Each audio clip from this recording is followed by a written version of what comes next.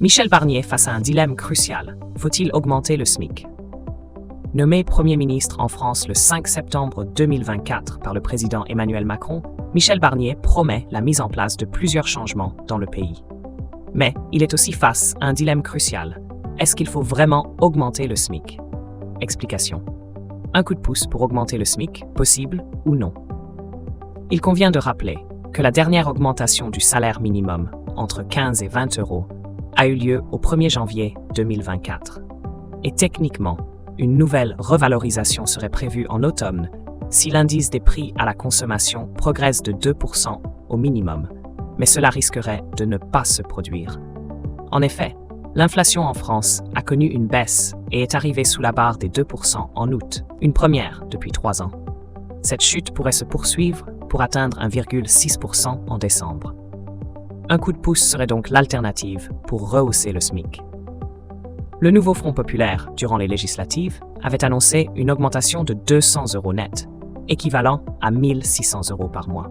Le président de l'UDP a cependant tenu à expliquer qu'une hausse de salaire de 200 euros coûterait jusqu'à 400 euros à l'employeur en raison des charges fiscales et sociales. Et les employés, quant à eux, ne bénéficieraient finalement que de 85 euros net. Il propose donc une révision de la structure de la rémunération. Se fier au rapport Bozio-Wasmer. Outre cette première option, Michel Barnier pourrait aussi utiliser le rapport Bozio-Wasmer sur l'articulation des salaires commandité par l'ancien Premier ministre Gabriel Attal. Il devra trancher.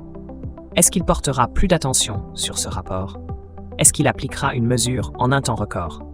Échappera-t-il ou non au coup de pouce? Tous ces questionnements se posent. Il convient de rappeler que le nombre des salariés au SMIC a connu une nette augmentation depuis le Covid.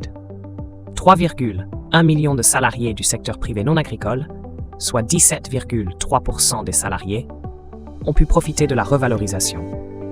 Or, selon une étude, ils étaient à seulement 14,5% un an auparavant. Dans les détails, près de 38% des travailleurs à temps partiel sont rémunérés au SMIC, contre 12,4% des salariés à temps plein. Dans les très petites entreprises, environ 26% des entreprises de 1 à 9 salariés sont les plus susceptibles de payer le SMIC, tandis que le taux est de 15% dans les grandes entreprises. Cela augmente la proportion des personnes qui bénéficient du salaire minimum. Il est important de souligner que les femmes sont surreprésentées, avec un taux élevé de 57,3%. Vous l'aurez compris, le nouveau Premier ministre veut s'attaquer au pouvoir d'achat des Français. Bientôt, il devra se décider sur une éventuelle augmentation ou non du SMIC.